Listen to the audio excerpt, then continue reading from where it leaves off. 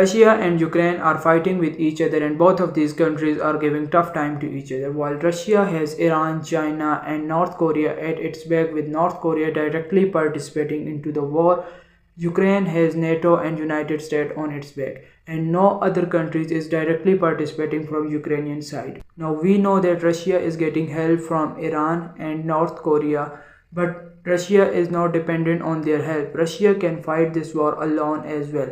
But Ukraine is dependent on the aid of the United States. And Ukrainian President Zelensky says that if someone thinks that there is enough aid, please compare the aid back then and aid now. But Ukrainian President Zelensky says that we are fighting on our own, almost half of our war on our own.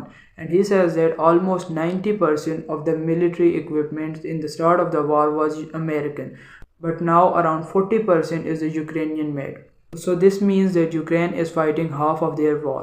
And about the other countries, he says that around 40% of the equipments are Ukrainian made, a bit more than 25% is the US made, and a bit less than 25% is the European made. European allies of the Ukraine is cutting their funding.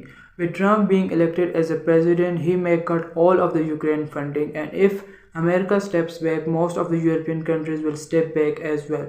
Recently Germany has blocked the $3 billion aid package to Ukraine because they do not have enough money. And as Zelensky says that if somebody thinks that aid is enough, then compare the aid now and compare the aid back then. So Ukraine is getting less help from its ally now. The coming month will be very interesting to see whether the Ukraine will do ceasefire or Ukraine will keep fighting on its own.